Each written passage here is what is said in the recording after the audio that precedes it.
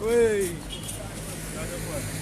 saa baal ma da ngay live saa tëjee ma sama saak génne ma sama micro bi waaye.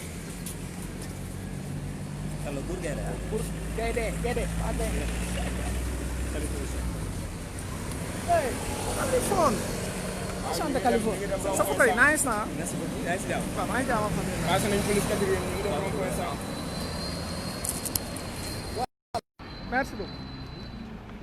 waaw salaamaaleykum mbokku Bour TV yéen ñi seetaan la télé des grands événements tey ñoo ngi fii rond-point Sam ci distribution de flyers yi gars yi commencé.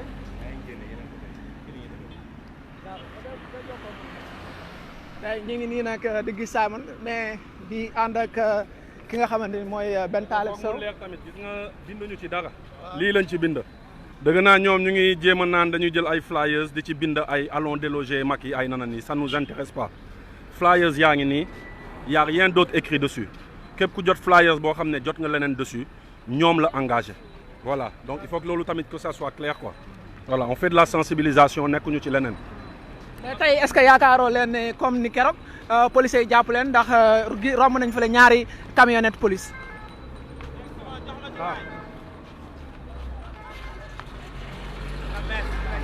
jaajëf non je crois pas policiers dañuy fay courant xam nañ ne dafa cher tu vois ay ñu jàpp ñu taxuñoo jóg bu ñu jàppee tamit ñeneen ñi ils vont continuer xam nga bu ñu jàppee tamit ñeneen ñi ils vont continuer ce qu'on fait amul infraction tu vois deux jeunes yu téye flyers di dox di distribuer et là où l'infraction il y a pas d'infraction donc il faut juste comprendre ça et voilà on est dans la sensibilisation dañuy dox mbokk dem seeti nit yi jox leen ay flyers na leen lii moo tax du leneen waaw lii moo tax ñuy xeex lii moo tax ñuy def lii donc du leneen. kon du leneen dégg ngeen ni ko Simon waxee ñu fàttali ne keroog nag seen kii bi distribution flyers fii lañ leen jàppee ñu xool ndax tey noonu lay mujjee ak policiers yi am déet lu ci mënti am di ngeen ci am xibaar yu woote fii ci Bour TV. ah xam nga Bour benn affaire moo am nit ñi mën nañ ñu état bi mënuñu intimider mënuñu koo def samedi ñoom mënuñu gëmloo ne maanaam distribuer lii kese il faut nga am autorisation préfectorale askan wi ñun ñëpp si bokk yem donc kenn mënuñoo teree dem wax ak askan wi ne ils sont victimes de racket de la part du gouvernement sénégalais loolu nag la ñuy teree def mais yaakaar naa ne fii jamono ji ñu toll moom kenn mënul tere citoyen bi exercer ay droits am complètement te gis nga ñoo ngi dem distribuer suñu flyers naturellement ba pare de manière vraiment très simple et naturelle maanaam xooluñu ci loo xam ne wala boog defuñu loo xam ne day indi trouble à l'ordre public wala loo xam ne day gàllankoor droit yeneen citoyens yi ñuy fekk ci mbedd bi. d'accord nee na da ngeen ni ko Ben Taleb waxee nee na defuñu lenn loo xamante ni c'est contre la loi wala day très li ci mënti am ñoo ngi nii yegsi nañ rond-point Sam fii ci Abass Ndao yéen a ngi gis auto police ñi ngi na taxaw.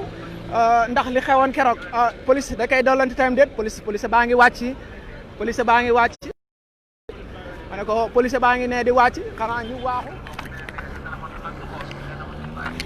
ma ne ko police bi mi ngi ne le wàcc na ci otoom ndax commandant lay waxal wala kan lay waxal en tout cas gis ngeen ko mi ngi ne di wax bay joxañ ki nga xamante ni mooy Simon ak ñi mu àndal gis ngeen ko ndax day jël ordre ndax dañu koy jox ordre pour mu dem jàppi leenam déet lu ci mënti am ñi ngi diisoo gis ngeen ko nële mi ngi jël téléphone am di wax pendant ce temps ñoom Simon ñi ngi nële ak Ben Taleb di ci biir askan bi di leen séddale seen flyers lu ci mënti am moom policier bi gis nga kii la doon waxal mi ngi noonu ci otoom moom it vitre tintin la yéegal na ay vitre am mi ngi ne di romb ñoom Simon kii nii la policier bi doon waxoon balaa ma doon jël téléphone am ñëw na tolloon naa ñoom gis na leen mi ngi ralenti amul embouteillage waaye nangul daw policier bi nangul daw ci ba tey waaw gis ngeen ndax dañuy xaar instruction pour jàpp ñi nga xamante ni dañuy distribuer seen flyers wala déet waaye en tout cas li ci mënti am mooy police defagul benn réaction Ben Taleb ak ki nga xamante ni ñooy Simon ñi ngi distribuer calmement seen flyers yéen a ngi nii di ko gis ci en direct sur Bour TV di leen wax ne bu leen fàtte abonné wu aussi ci Instagram bi ak ci Twitter bi lépp yu kii lay doon waaw Simon ak Ben Taleb ngeen gis noonu.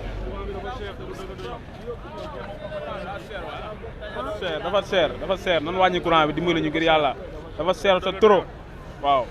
dégg ngeen ko kooku moom jot na flyers am nee na courant bi dafa cher trop waaye ba tey police defagul benn réaction. gaay duñ jëndati de waaw moo ngi noonu. dëgg man saa waay doy na waar yéeme na trop mooy loolu quoi mais yàlla baax na. waaw nee na dëkk bi yéeme na trop mais yàlla baax na pour le moment police bi wàccoon na otoom diisoog ay mbokkam waaye ba tey wàccagul pendant ce temps Simon mi ngi ànd ak Ben Talib Sow ak Abdoulaye Seck di continuer di def seen distribution.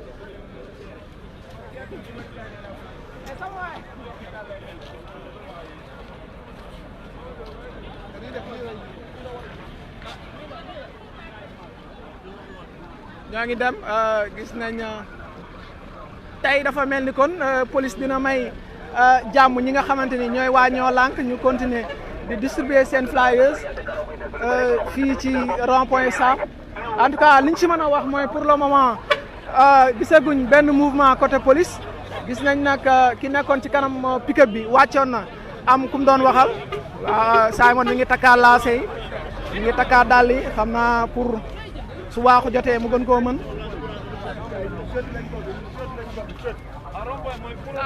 soo demee ni baay. booy courant bi dafa cher booy te du dëgg du yoon. t-shirt bi incha allah dina ñëw. jaajëf. waaw. ngeen dem fee policiers yi ñu jàpp gars yi distribué yi de. waa ji nee na.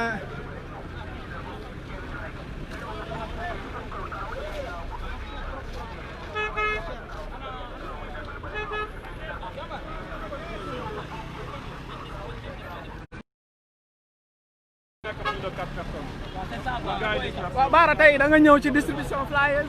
mais tout naturellement du monde parce que ñun aussi membre lañ si collectif bi ñoo lànk ñoo bañ donc distribution de flyers tey c'est une action cœur mi par d'autres quoi parce que mënuñu continuer aussi ay nit di ñu imposer des règles sans pour autant ñu donner la liberté d'expression la liberté de s'opposer à ces règles là donc on s'opposera à ces règles là et distribuer flyers ñoo lànk ñoo bañ. Bara Diouf ngeen di dégg noonu nee na moom dafa ñëw tey pour participer ci distribution ñoo lànk ñoo bañ waaw ñu wax ne dafa am ñu jàpp wala benn. waaw dama ko dégg rek. mais c'est pas encore confirmé. c'est pas encore confirmé. waaw d'accord. terewul ñoo yeggali li ñuy def. waaw dans tous les cas ñoom Taleb ñoom Bara Diouf ak ñoom Daouda Togola ñoom gis naa leen fi ñoo ngi distribuer seeni flyers ni ngeen ko gisee nii romb nañ rond point Sam bàyyi nañ fa policiers yi ba tey kenn waxaguñu dara ñoo ngi nii di continuer xaaral ñu dem xool ñoom Daouda Togola ba xam yan xibaar lañ jot a taataan ñoom seen côté.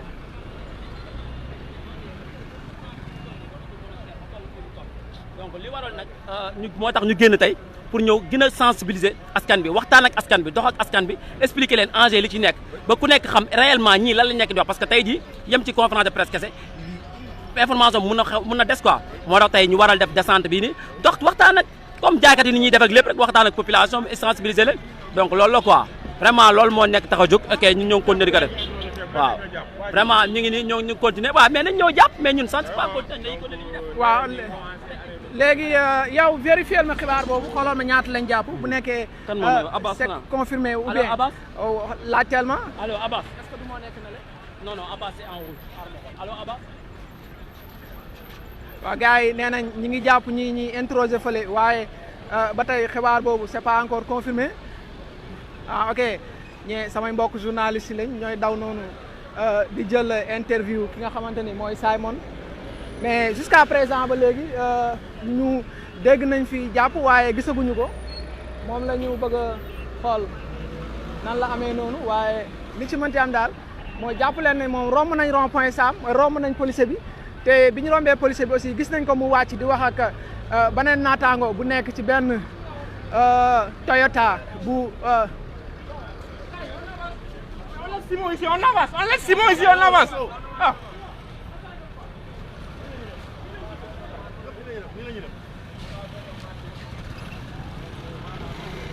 Abdoulaye gars yi fan lañ jëm nii.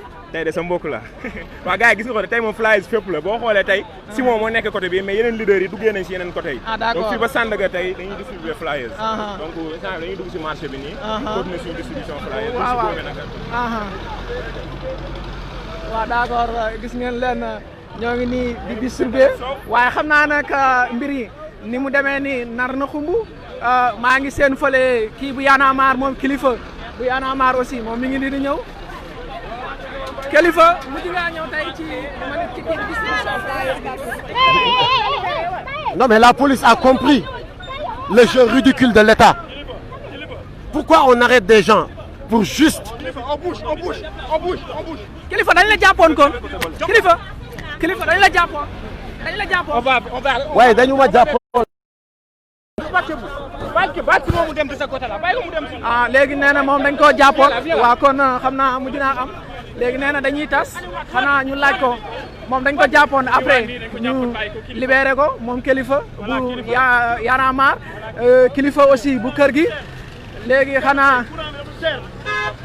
courant bi dafa cher bu kenn fay. courant bi dafa cher bu kenn fay. courant bi dafa cher bu kenn fay. et Kilifa dis-moi yow dañ la jàppoon. ouais. léegi lay jàpp lu ñu la fekk ngay def. distribuer ay flyers. alors j'ai conscientisé l'agent qu'on avait envoyé. Il a compris le jeu ridicule de l'État. Il a compris et donc ils nous ont relâchés au bout de chemin. yow kan la jàppoon Kilifa yow kan la jàppoon. man ak Daouda Wade la ñu jàppoon.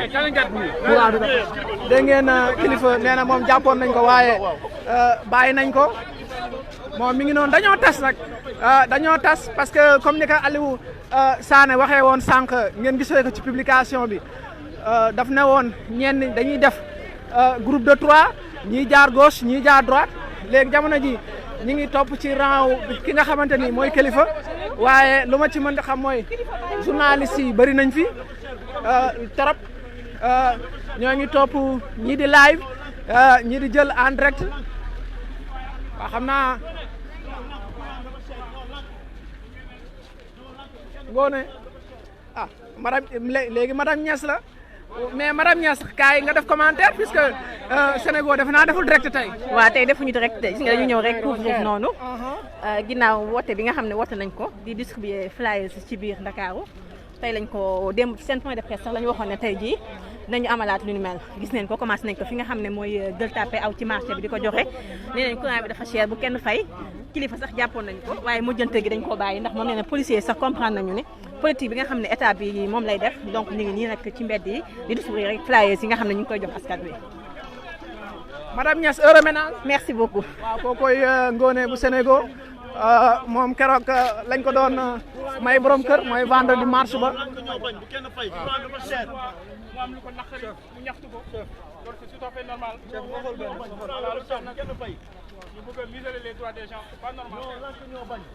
courant bi dafa cher ñoo lànk bu ko kenn fay boo ko mënee photocopier ñëpp jot ci.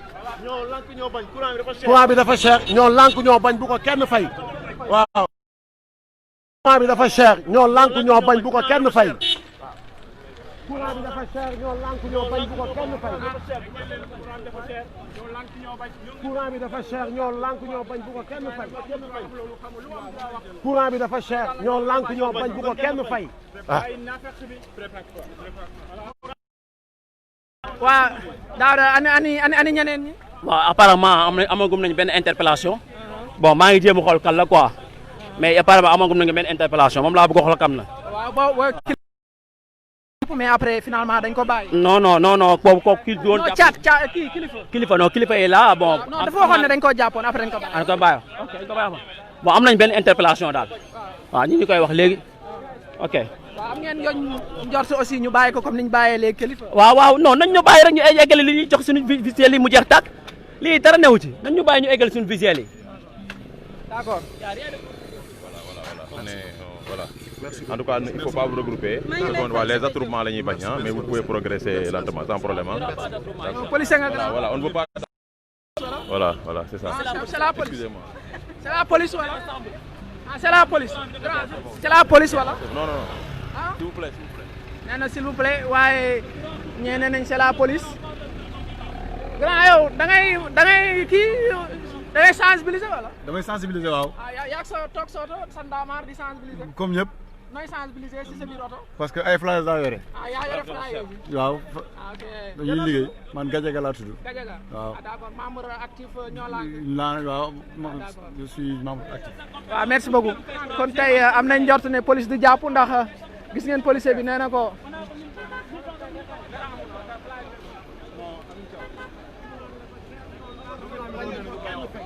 mais kilifa ki doon wax ak yow police la mu ne. c'est le commissaire Sow donc voilà quoi. ok lu mu la wax. non il nous a dit juste de ne pas créer des attroupements on peut continuer de distribuer des flyers ce qui est un droit pour un bon citoyen pour sensibiliser les peuples ou les populations sur la cherté l'injustice sur l'augmentation du coût de l'électricité. D'accord moom mooy commissaire Medina wala.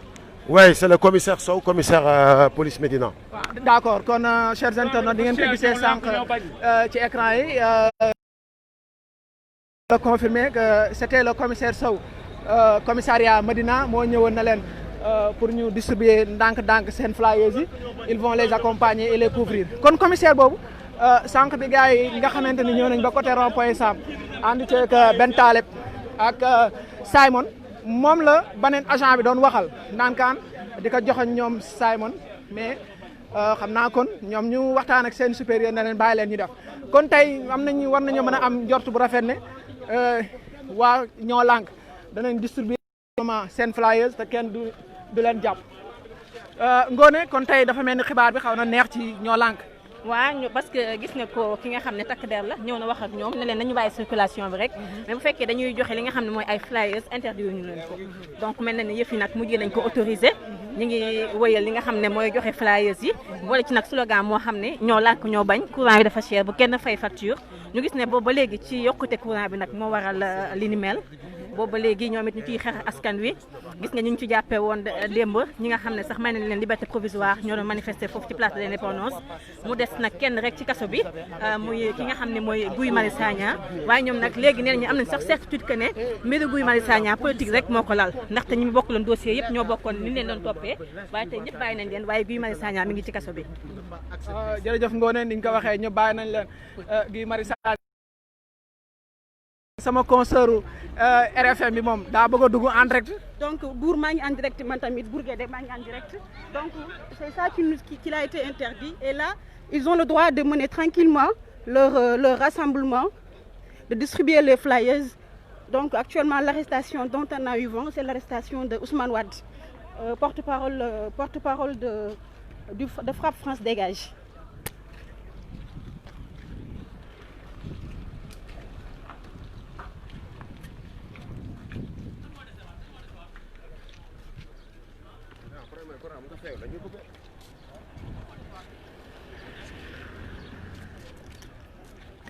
pare nga direct. est-ce que xam nga ni waaw ñoo ngi jégalu kooku moo doon sunu concert bi nga xam ne moo nekk RFM bu nekkee ne yéen a ngi doon déglu rajo ñàkkul ne jël ngeen ko en direct moom it mu doon joxe xibaar yi nga xamante ni moo fi jot a tombé mais dafa mel ne tey arrestation moom du bare. ah comme ñi tàmbali nii dañoo jàpp bàyyiwaat kay ñii lañ ko bëggee parce que avant d'être journaliste on est des citoyens quand même yaakaar naa joxe flyers mu amul benn loi bu koy interdire wala boog su amee après ñu xoole juriste yi ñu wax ñu carrément ban loi ci code pénal bi moo ko interdire bu ko defee ñun tamit ñu xam ko. non defe naa ci li ma jotagum du ma juriste sama njàng bënnul foofu nag waaye li ma jot a gis moom xam naa ne ak li ma jot a lire ci internet bi ak ci laneen ak i laneen ci journaux yi et tout ça seetaan ko ci télé gisuma loi boo xamante ni interdire na ko est-ce que njortu ne peut-être tey moo tax commissaire bi ñëw parce que gis nañ sànq benn waay ñëw di wax ak ca kilifa mais bi ñu ko laajee def nañu mooy loolu commissaire Sow moo nekk fii si Médina daf ne dañuy encadrer marche bi. waaw loolu dañ koy approuver bu baax parce que la police avant tout ñoom ay citoyens lañ comme ñii marché ñoom dañuy fay courant dañuy fay ndox avant d'être journaliste wala dara ñoom ay nit lañ comme ñëpp kon dañuy approuver le geste de ce commissaire moom mi ñëw posément il n'a pas été brutal du tout wax ak kilifa ni ko doxal sa dox joxel li ngay joxe mais bul dajee am na ci droit kilifa am na ci droit donc dañuy saluer attitude bi di ñaan yàlla képp kuy takk der am attitude bu mel nii ñu bañ a brutaliser parce que ay nit lañu tamit. waaw dafa mel ni fële aussi ci kaw foofu am na mouvement xanaa ñu dëgg tuuti suñuy tànk parce que dafa mel ni fee ci rond point Sam dañu fa dajee waat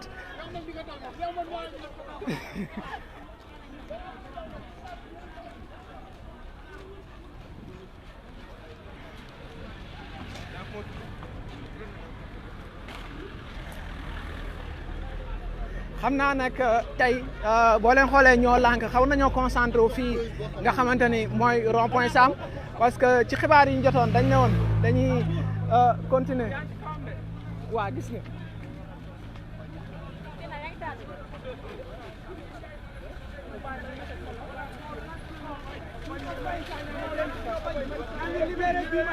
waaw c'est nom jeex na jàmm xewal. fekkee la ci boole. fekkee ma ci boole ñoo lànk ñoo bañ. voilà. mais père yow yaa ngi ci kaw tali bi de maa ngi ci kaw tali bi lu tax ñuy lànk mais ay citoyen sénégalais lañu suñu dee teg loo xam ne mënuñ ko wala ñu leeral ko ba mu leer mais leeraloo dara nga ñëw teg nit ñi loo xam ne attanuñ ko duñu kaas daañu kaas même bu ñuy liggéey réew mi xaalis bi ñu jël di ko liggéey réew mi nañ ko leeral buñ ko dee lekk ñu xam ne ñu ngi koy lekk ñu wax ko jeex na man fay naa sama facture ñàkk pexe man borom kër laa man dama daan fay 19000 ñu ngi ma indil 36500 est-ce que loolu c'est yoon la c'est malhonnête waaw ñoo lànk nag voilà ñoo lànk ñoo bañ. waaw man maa ba Macky Sall ba bakki ko xam ceeb bi mu ngi coon 14500 14000 léegi mu ngi ci 18000 20 litres diwlin 14000 la doon jar mu ngi ci 18000 encore courant bi yokk na li gën a garaaw na mooy ndox mi nga xam ne dafa dox suñ biir mémoire ci nit ñi xamuñu ko forage yi nekk ci àll bi yëpp jaay na ko man fi ma dëkk région de Kaffrine forage yi suñ mètre cube bi 200 la woon mu jaay ko benn société boo xam ne 250 la. flex mooy flex eau. très bien yaa ko xam nga léegi ndox mi loolu lañ def Kër Madiabel dëkk Serigne Mbaye Thiam mooy mu yore ministre ndox mi dafa ñëw yokk jaay ndox mi beneen kii ñoom ñëw ñu yokk mètre cube. mètre cube bi 250 200 la ko jëlee yóbbu ko 250. am na ñu koy jaayee 300. am na ñu koy jaay 300 ca alors que ñun mënuñu am ndox. teg waa ñoo lànk ñu ngi woote pour ngeen bañ a fay facture yi di ñëw est-ce que pare ngeen pour topp loolu. très bien duñ kenn du fay facture ndox duñ ko fay war courant waxi nopp duñ fay dara. waaye yéen yéen a faloon président Macky Sall. dañoo def erreur dañoo juum waaye nag benn bu dul ñaar yomb na. bu leen dafa yor troisième mandat ndax ànd ngeen ci. déedéet troisième mandat xanaa mu jàll suñ dox gi jàll. loolu nag bu fekkee mun na ko def pour rey nit ñi jàll jël troisième mandat na ko def El Hadj Loum. Pastef je suis un Pastef Sonko présidentiel man maa ngi ci Sonko man banaa Macky Sall. d'accord kooku sama mbokk Saloum la ni ngeen ko déggee mu wax ko aussi noonu la amee boo demee fee ci Saloum château d'eau yi par comité lañ ko doon organisé mais tey fu mel ni Kër Madiabel dëkk Moustapha Niasse ak ki nga xamante ni mooy le ministre de l'eau ci boppam forage ba dañu ko jaay te loo ci xamul sax mooy maire ba progressiste la moom ak ñoom préfet ñëw jox ko beneen société nga xam ne dëkk àll lañ mètre cube bu 200 yokk ko ba mètre cube bi ñu koy jaayee 300 ci ñoo xamante ne ay baykat lañ yaakaaruñ seen revenu ci lu mooy nawet bu barke ñu jaay seen gerte wala jaay seen dugub def ko dépense nga ñëw yokkal leen ndox te ndox mi par weer lay ñëw bokkul ak Ndakaaru nga xamante ni par 2 mois lay ñëw mais foofu moom ci dëkku àll ñu ngi fii aussi ñu lay fàttali chers internautes ñoo ngi toujours ci rond point Sam ànd ak ci seen sensibilisation bi ñuy def ci ñoo lànk ñoo bañ dañu fay courant bi dafa cher ñoom leen di seen noonu police ngeen di gis noonu moom it bu taxaw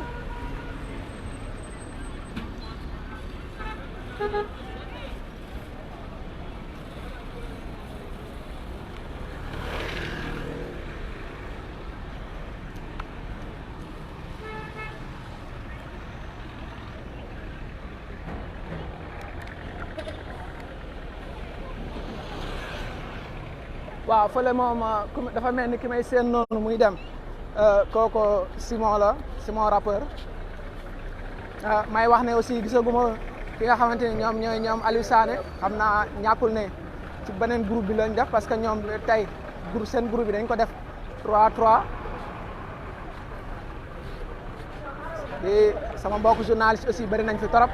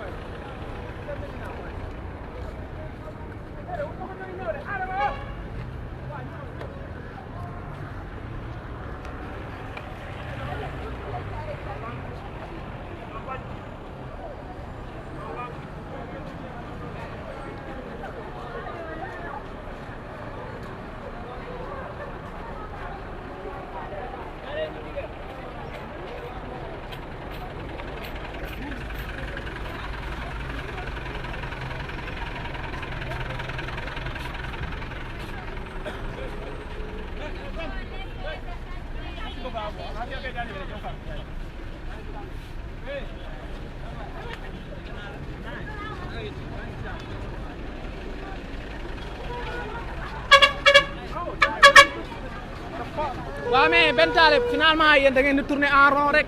finalement problème bi mooy dañoo tegoon suñu dispositif boobu lañ ñëwoon teg suñu stratégie pour contourner ko liñ doon ragal mujjul am l' essentiel mooy def nañ li ñu war a def flyers sax dañoo distribué ba far jeex citoyen ñooy ñëw sax di la laaj naan la jox ma lu bëri ma dem yóbbu pour distribuer donc moo ngi nii on en est la flyers yi jeex na dañuy toog di waxtaan ak population bi fas yéene xamal leen ne mbir mi sañ yëf la tamit. merci Ben Taleb nee na ñoom jamono ji flyers yi ñu yore woon jeex na nit ñi ñoo ñëw jël ko ci seen loxo xam naa dañuy mujjee organiser wu parce que ni ngeen ko déggee wax nee dañoo tegoon seen stratégie pour bu leen police naree na arrêté ñu contourner ko mais puisque police jotu leen a jàpp xam naa moo tax af programme bi day mujjee changé ñuy wax ne fii tamit bari na journaliste trop xam naa ne aussi sunu commission bi war na gaaw ñu xool ñu nit ñu organiser sunu milieu bi. bii Mamadou Diagne dafa am ay Sénégalais yu bëri yu des xam nga bii Cheikh Anta Diop di xeex bay nekk ay parti clandestin dafa am ñu ne teg mais xeex googu moo tax tey virus bi ñun dugguñu ba ñun ñu koy continuer te ñun tamit am na ñeneen ñoo xam ne virus bi dugg na leen ñoom dinañ ko continuer l' important c' est pas la masse l' important c' est de sensibiliser et yàgg Sénégalais yi dinañu comprendre lu waral xeex bi mais defuñu ko man de defuñu ko pour Sénégalais yi on le fait pour le Sénégal il faut que les gens comprennent ça on le fait pas pour les Sénégalais on le fait pour le Sénégal et Sénégal jaral nañu ko. tey police bi bàyyi na lan ngeen di distribuer seen flyers bu teg keroog. mais parce que xam nga lu tax du ñu nangu intimidation nañ ñu teg ñun ñëpp ci kaso bi xam nga maam borom Touba dañ ko tëjoon kaso xam nga ñoom Abdoulaye Wade ñii ñu bëri dañ leen tëj kaso teewul xeex bi dafa continuer. Guy Marius Sagna ñëpp génn nañ ko. du yoon looloo tax xeex ñu koy continuer loolu tamit tax na xeex ñu koy continuer parce que Guy Marius Sagna li la doon xeex pour ñu bañ a yokk ko fii tu vois xeexal Sénégal yi tey mu ngi ci kaso. Père da ngay seetaan da ngay seetaan. non. ah da ngaa taxaw ci kaw tali bi kat.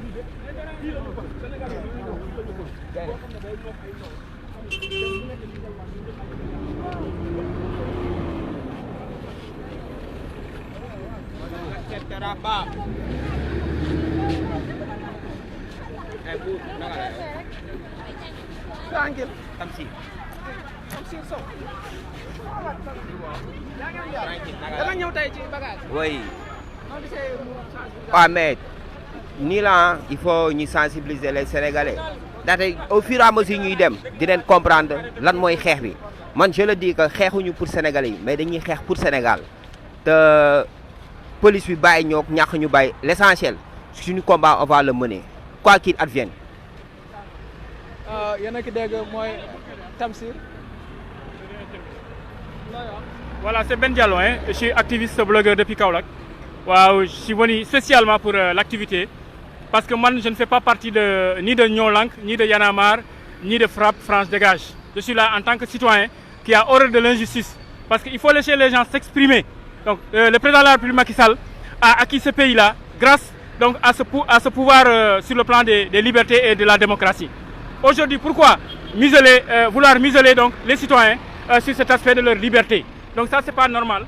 Moi, je suis là en tant qu'activiste, en tant que quelqu'un qui est soucieux de la justice, qui est contre l'injustice. Donc c'est pour cela le sens de notre déplacement. Et également le courant, depuis un certain temps, il nous annonçait la baisse du courant. Pourquoi aujourd'hui, subitement, venir et vouloir augmenter ce courant-là? Donc c'est qu'on ne comprend pas. Je pense que c'est un combat véritablement légal et légitime. Il faut laisser les gens s'exprimer. La distribution de flyers ne doit pas être un crime, encore moins un délit, parce que chaque jour, des sociétés comme Orange, comme Tigo, etc. donc font dans la distribution de flyers. Pourquoi aujourd'hui refuser à ces mouvements citoyens ce fait-là de pouvoir distribuer donc des flyers. Donc voilà le sens de notre présence ici, le sens de notre combat, et à chaque fois que le peuple aura besoin de nous, nous saurons répondre présents. Merci beaucoup. À chaque fois que le peuple aura besoin de nous, nous serons présents. Ce sont des propos de Ben Diallo, activiste blogueur, domicilié à Kaolack. Il a effectué le déplacement jusqu'ici pour participer à cette activité que vous avez suivi en direct sur la page Facebook Bourguédé. Vous pouvez aussi continuer à nous suivre sur YouTube, c'est Bourguédé. Sur Instagram et Twitter aussi, c'est Bourguédé. Voilà, li mooy li fi amoon tey fi nga xamante ni mooy rond-point Sam. Gis ngeen sama mbokk journaliste ñoo ngi noonu di jël chat muy wax ci affaire yi. Waaw mais sa waaj tey noo leen dundee manifestation yi. waaw ñu xam ne réew mi ñun ñoo ko moom Macky Sall bu fekkee ne dictateur la nañu ko wax léegi bu fekkee ne dañuy aaye distribuer flyers si mbedd nañ aaye jaaykatu promo yi nga xamante ni chaque jour ñu ngi ci mbedd yi ak rouleurs yi nga xamante ni chaque jour ñu ngi ci mbedd yi di distribuer ay flyers. Kon nag ñun nekk nañ ay nit ñu nga xamante ni takku nañ pare nañ pour xeex ngir suñu aw askan. Bu fekkee ne yokkute courant bi mën nañ ñu jox ay explications yu leer mais ils ne sont pas capables tey bu fekkee ne ay luubalkat lañ nit booy luubal da nga luubal ba courant bi nga xamante ni moom mooy Sénélec nekk ci loxoy Sénélec mënuñu wax sax xaalis bi fan la dugg ak bénéfice yi ñu defoon bañ doon tàcc ki nga xamante ni moom mooy l'actuel directeur.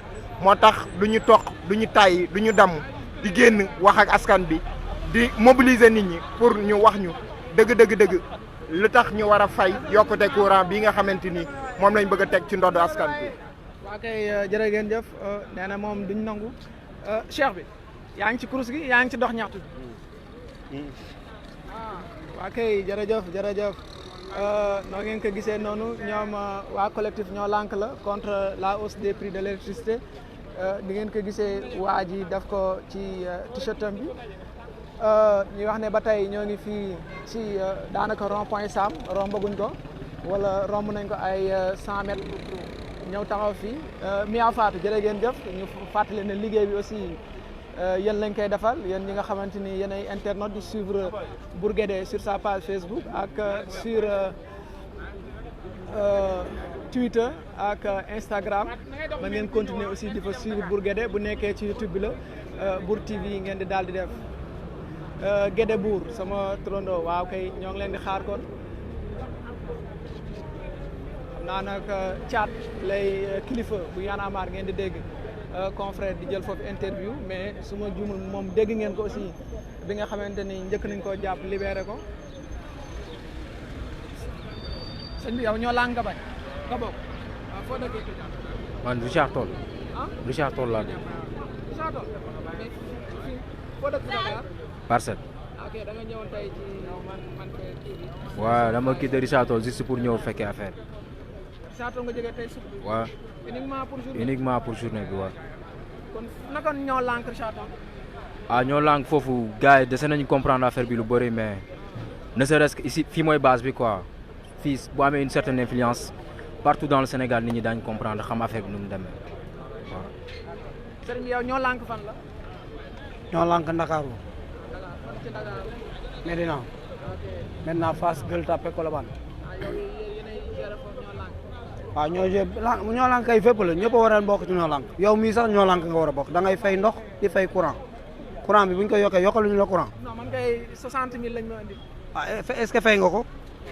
dañ ko coupé nag ma doo koo fay. déet ki ko waroon da nga waroon fexe ba suñ koy coupé ki koy coupé nga fexe ba bu mu ko coupé parce que ñëpp a waroon a bañ a fay courant bi teguñu ko fenn barki Dembo Ndiaye fii lañ ñu doon wax nañu Sénélec am na lu doy lu muy jaayee bitim réew ci sous région bi yàggul rek ñu ñëw ñeneen dañu am problème fu ñu dugal xaalis bi courant boobu fu ñu li ñu amoon noonu pour mën a jaay fële fu ñu ko dugal wala jotuñoo jaay buñ ko jaayul ñu jaay ñu ko moins cher buñ ko jaay buñ fekkee dañoo ne ñoom am nañu lu doy lu ñu mën a jaay ci sous-région bi bu jarul si sous-région bi ñu indi ko ci sénégalais yi jaay ko moins cher sénégalais yi jënd ko war nañ ko mën a def mais ñu koy ñëw nañu dañuy yokk courant du ñu fay dara seen milliards yi ñuy sàcc ak seen caisse noire bi ñu am nañ ko jël dugal ko Sénélec nañ ko jël dugal ko Sénélec bu ñu ko dugalee Sénélec sénégalais dootuñu sax fay courant parce que ba day baree ba Sénélec day doyal ci xaalis ñoo lànk ñoo bañ te Guy Marius Sagna mi ñu jàpp dañ ko war a libéré teguñu ko fenn moromam yi ñuy jàpp te moo ak ñooñu ñoo bokk defandoo li ñuy def ko même jour ñu jàppandoo leen même jour même lieu dañ leen libéré ñu bàyyi ko si biir en vertu de quoi fu ñu ko teg. en vertu de quoi fu ñu ko teg Kaliphone ngeen di gis noonu moom mooy le photographe des activistes moom ngeen di gis borom photo yi naay si léeg-léeg ngeen gis ko aussi version li nga xamante ni mu def ko noir et blanc ñoo lànk ñooyu noonu ñoo bañ. yaa booy da ngeen a lànk si da ngeen a bañ si wala da ngeen a seetaan si. da ngeen a lànk si wala da ngeen a seetaan si. dañu seetaan si rek. dañoo seetaan si waaw ñoom lànk si ñu dañoo. yaa booy da ngaa lànk si wala da ngaa seetaan si. man damaa seetaan si rek. léegi da ngay laa dëkk dama jékkee xamoon comprendre moon nu mu demee ma ñëw rek taxaw du xool. léegi comprendre. waaw maa ngi xool nii parce que bëggoon naa ne. dañuy distribuer flyers pour sensibiliser nit ñi ci yokkute courant bi yow yëg nga yokkute courant bi. ah yëg nañ ko kay ñun ñëpp ko yëg kay si doon war a wax rek pour ñu wàññi ko parce que ñu ay jaboot lan te dëkk bi dafa metti loolu courant yokku ceeb yokku diwlin dafa metti léegi li laa yónnee ceeb ki suba ak diwlin dafa yokku diwlin yokku. mujj nga koo jënd may laaj jënd na ko kay ma ñëw ma ne ko sama béykat mënuma ma courant yëf yi dafa yokku loolu dafa metti yëf yi dafa metti ceeb yokku courant yokku diwlin yokku ndox yokku lépp yokku dafa mujjee metti ci nga xamante ni ñooy askan bi.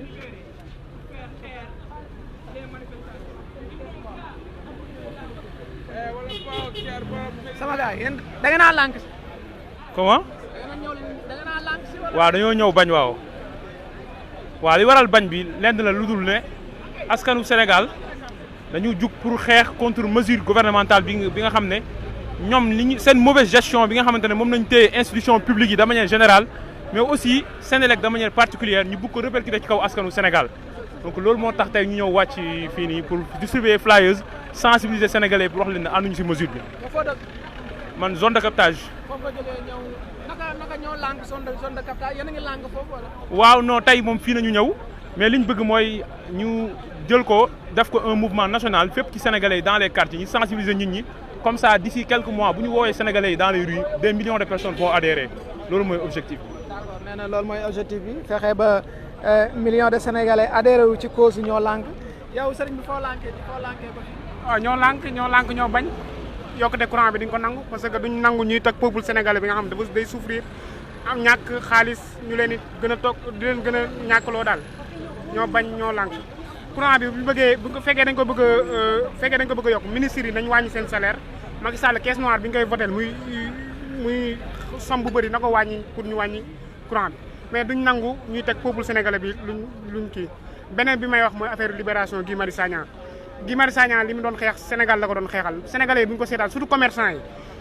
yi maa ngi leen appel di leen def appel pour ñu ñëw parce que Guy Marius Sagna xeex bu ñu mës a def xeex bu ñu mës a am Guy Marius Sagna mi ngi ci bi fi Auchan bi fi duggee Guy Marius Sagna doon na xeex ak ñoom nañ wàcc ñoo lànk ñoo bañ courant bi kenn du ko fi yokkee Macky Sall moomul réew mi pasaree na xaalis bi ci élection yi ger nit ñi ba pare bëgg yokk courant bi loolu duñ ko ñoo bañ ñoo lànk duñ ko nangu Macky Sall moomul réew mi Ahmed Gueye waaw kooku Ahmed Gueye ñoo lànk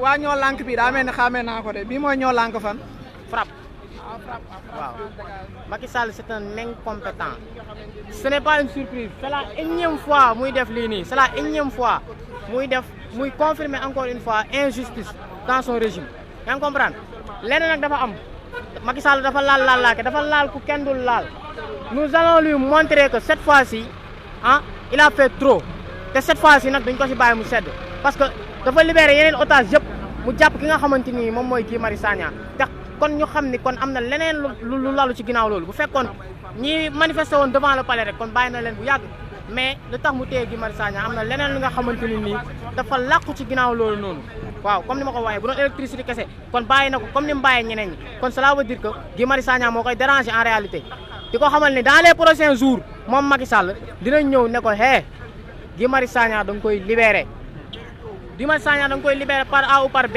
soit nag daf ñuy jàpp ñun ñu dem gunge foofu Guy Marius Sagna ñu nekkandoo ak moom foofu wala ñu ànd ak Guy Marius Sagna mu génn bu ñu jàppee tamit ñeneen dinañ fa demaat Abass Tall. kooku étudiant ñoo lànk yi la ni ngeen koy seetaane waa diaspora andi ngeen ndax yéen a ngi ci live bi parce que gisaguma leen waa diaspora yi andi ngeen ma xool ba xam am na benn vidéo bu ma jot sànq bu waa diaspora ak seen ñoo lànk maa ngi leen ko doon wax sànq mën ngeen a jël numéro boobu nekk ci page bi ngeen envoyé ma ci yéen ñi nga xamante ni yéenay waa ñoo lànk diaspora ma xool ndax ñoo lànk partout bi gars yi lancé ndax c'est une réussite ou pas looloo mooy permettre ma mën ko évaluer waaw ñu fàttali leen ne yéen a ngi fii ci ñoo lànk ba tey Daouda ani ñoom Aliou Sané waaw ñoom Aliou bon ñoom dañoo dee am lañ leen nekk di gérer xam nga ñu ñëpp mënuñu nekk terrain parce que wax nañ leen am na lu ñu nekk ñu ngi nekk suñuy plan d'action yi nag bon bu ñu ko bëggee def comme que la fois passée nous avons eu des arrestations la fois passée donc cette fois-ci également bon Bour on comprend Bour garaaw on comprend gars yi ñu la gën a for gars yi comme li ma la wax rek gars yi moom dafa am ñu des quoi ñëpp neew ñu fi parce que ñu ngi préparé ñam na ñeneen ñu nekk foofu ñuy préparé suñu plan d'action yi ñu war a tëral parce que semaine bi moom dina chargé trop semaine bi demain wax nañ leen ko xamaguñu ban heure la mais dinañ présenter suñu mémorandum on va attaquer la Sénélec juridiquement bu ñu paree loolu aussi dinañ préparer aussi d'autres manifestations également qui vont en l'encontre de la libération de Guy Marius Sagna ah léegi donc yooyu ne moo tax yeneen gars yi génnuñu quoi ñeneen ñu ngi foofu parce que la fois passée vous avez vu on avait eu une quinzaine d'arrestations donc aujourd'hui ñëpp mënuñu woon wàccandoo et bon voilà loolu la rek moo tax ñeneen ñu ngi foofu ñoom Aliou Sane ñoom ñëpp ñu ngi foofu mais ñoom ñëpp ils sont en train de participer de leur manière quoi waaw ils sont en train de participer de loin dans cette lutte je pense que loolu la woon gars yi pare nañ ci distribution ñu ngi replié wu pour xool fii ak suba yaa ngi wax fii ak suba ba lan mooy am bon demain normalement il est prévu de déposer une plainte je sais pas nag exact mënaguma sori ci affaire parce que dafa am comité boo xam moo koy piloté mais des choses sont prévues pour demain bu ñu paree ci loolu après demain aussi d'autres choses sont prévues en tout cas daal dites-nous jàpp leen ni toute la semaine ay plan d'action lañ nekk def toute la semaine incha allah rabbi. d'accord merci beaucoup Daouda nee na toute la semaine démb aussi dégg ngeen ko nee na moo doon wax ci micro Bour TV ne danañ accélérer li nga xamante ni mooy combat bi merci beaucoup yéen waa Cap Skirring Sadio merci Cap Skirring Khalifa Laye waaw depuis Arabie Saoudite d'accord merci beaucoup Masser nee na moom ñu ngi ñuy suivre depuis Rome ci Italie ki nga xamante ni Vieux Daffé moom mi ngi ñuy suivre depuis fi nga xamante ni mooy Italie di leen jaajëfal yéen ñoom Abdou Gueye yéen ñi nekkoon ci ligne bi ñoom Chacha Ba depuis Lyon kontaan nañ trop ci liggéey bi jërëjëf incha allah rabi waa kon ni ngeen ko gisee chers internautes ma leen di wax ne bu leen fàtte aussi di abonné wu ci page